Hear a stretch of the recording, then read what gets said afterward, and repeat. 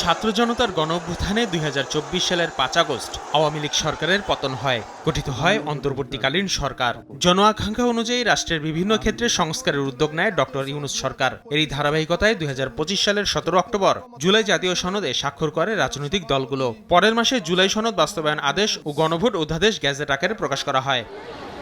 ১২ ফেব্রুয়ারি অনুষ্ঠিত হয় জাতীয় নির্বাচন ও গণভোট। নির্বাচনে ২/৩ সংখ্যাগরিষ্ঠতা পায় বিএনপি, আর গণভোটে হ্যাঁ জয়যুক্ত হয়। বিরোধী দলীয় আসন পায় জামায়াত নেতৃত্বাধীন ১১ দলীয় জোট। জোটটির এমপিরা জুলাই সনদ মেনে সংসদ সদস্য ও সংবিধান সংস্কার পরিষদে শপথ নেয়, আর বিএনপি এবং স্বতন্ত্র সংসদ সদস্যরা শুধু এমপি হিসেবে শপথ নেন। বিএনপির পক্ষ থেকে বলা হয়, সংবিধান সংস্কার পরিষদে শপথ নেওয়ার বিষয়টি সংবিধানে নেই। এ নিয়েই শুরু হয় আইনি বিতর্ক, যা গড়ায় উচ্চ আদালতে।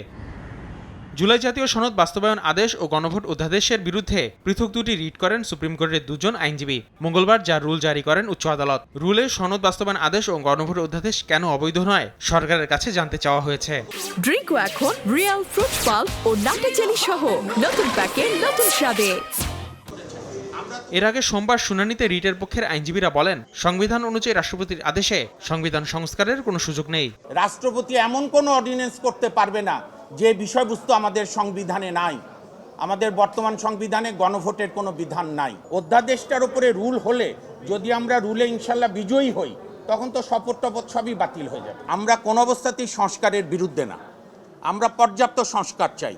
সংবিধানের, গণমাধ্যমের, বিচার বিভাগের, নির্বাহী বিভাগ, পুলিশ, কিন্তু সেটি হতে হবে বৈধ আইনি কাঠামোর মধ্যে, নাহলে সবই ভেস্তে যাবে এবং নির্বাচনের সঙ্গে এর কোনো দ্বন্দ্ব নেই। জুলাই জাতীয় সনদ ও গণভোট নিয়ে প্রশ্ন উঠলে ত্রয়োদশ জাতীয় সংসদ নির্বাচন নিয়ে কেন প্রশ্ন উঠবে না, এমন মন্তব্য করেন রিটের বিপক্ষের আইনজীবীরা। বলেন, বিএনপি জুলাই জাতীয় সনদে স্বাক্ষর করলেও সরকারে এসে দ্বিচারিতা করছে।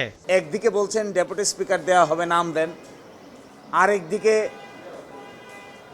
নিজস্ব ইনস্ট্রাকশনে ইনডাইরেক্ট রিট পিটিশন দায়ের করে সংস্কার প্রস্তাবকে আদালতের সাবজেক্ট ম্যাটার বানাচ্ছেন। এটার নাম হলো দ্বিচারিতা। সংস্কার প্রস্তাব যদি বেআইনি হয়, তাহলে অন্তর্বর্তীকালীন সরকার কর্তৃক আয়োজিত, ইলেকশন কমিশন কর্তৃক আয়োজিত জাতীয় নির্বাচনের বৈধতা নিয়েও প্রশ্ন উত্থাপিত হবে।